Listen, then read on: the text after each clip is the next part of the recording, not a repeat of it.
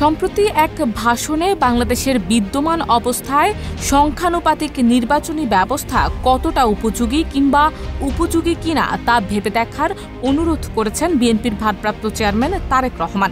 এরই পরিপ্রেক্ষিতে স্বাভাবিকভাবেই প্রশ্ন আসে, সংখ্যানুপাতিক নির্বাচনী ব্যবস্থা আসলে কি এবং কেন এত আলোচিত? বাংলাদেশে এই পদ্ধতির প্রস্তাব নতুন কিছু নয়। বিগত কয়েক বছরে ছোট এবং বিকল্প ধারার রাজনৈতিক দলগুলোর পক্ষ থেকে এই দাবির পক্ষে সোচ্চার হয়েছে। একসময় এটি শুধু নাগরিক সমাজ এবং কিছু নির্বাচনী বিশ্লেষকের পরিসরে সীমাবদ্ধ থাকলেও এখন রাজনৈতিক দলগুলোর মধ্যেও এই নিয়ে সরাসরি আলোচনা হচ্ছে। সিল্কোর সিল্ক অ্যান্ড শাইন, যাতে আছে আর্গান অয়েল ও ওট প্রোটিনের গুডনেস, যা আপনার চুলকে রাখে হেলদি অ্যান্ড শাইনিং। অন্তর্বর্তী সরকারের অধীনে চলমান সংস্কারের আলোকে বিষয়টি আবারও কেন্দ্রবিন্দুতে এসেছে। তবে বিএনপির মতো বড় রাজনৈতিক দলগুলো এখনও এই পদ্ধতির বিরোধিতায় রয়েছে। বিশ্বব্যাপী দুই ধরনের নির্বাচন ব্যবস্থা সবচেয়ে বেশি প্রচলিত: সংখ্যানুপাতিক ব্যবস্থা বা পিআর এবং আসনভিত্তিক বা ওয়েস্টমিনস্টার পদ্ধতি।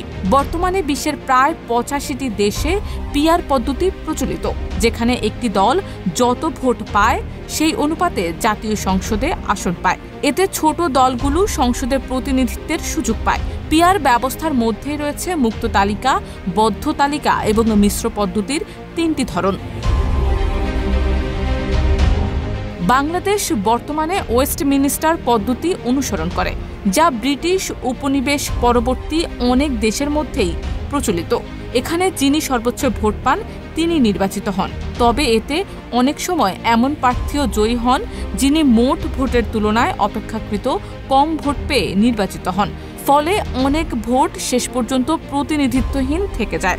নিবন্ধিত ৪৭টি রাজনৈতিক দলের মধ্যে বেশ কয়েকটি দল, বিশেষ করে বাংলাদেশ জামায়াতে ইসলামী, কমিউনিস্ট পার্টি, গণ অধিকার পরিষদ, গণসংহতি আন্দোলন, এবি পার্টি ও জাতীয় পার্টি পিআর পদ্ধতির পক্ষে অবস্থান নিয়েছে। সিপিবি প্রথম দল হিসেবে ২০১৩ ও ২০১৭ সালে নির্বাচন কমিশনের সঙ্গে সংলাপে পিআর ব্যবস্থার দাবি তোলে। এরপর অন্যান্য দলও ধাপে ধাপে একই দাবিতে একমত হয়। প্রাক্তন প্রধান নির্বাচন কমিশনার কাজী হাবিবুল আউয়াল পদত্যাগের আগে একটি প্রস্তাবে উল্লেখ করেন, বাংলাদেশের জনগণের সামগ্রিক সামাজিক একরূপতার কারণে পিআর ব্যবস্থা এখানে কার্যকর হতে পারে। তিনি নির্বাচনকে ৪ থেকে ৮টি পর্বে ভাগ করে করার প্রস্তাবও দেন, যা বাস্তবায়নের দিক থেকে সহজ হতে পারে। তবে সব মিলিয়ে নির্বাচন ব্যবস্থায় পরিবর্তনের এই আলোচনা এখন শুধু রাজনৈতিক ইস্যু নয়, এটি হয়ে উঠেছে একটি কাঠামোগত ও নীতিগত প্রশ্ন।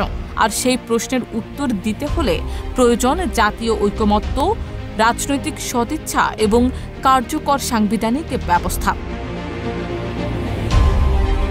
শারমিন নিশু, ঢাকা পোস্ট।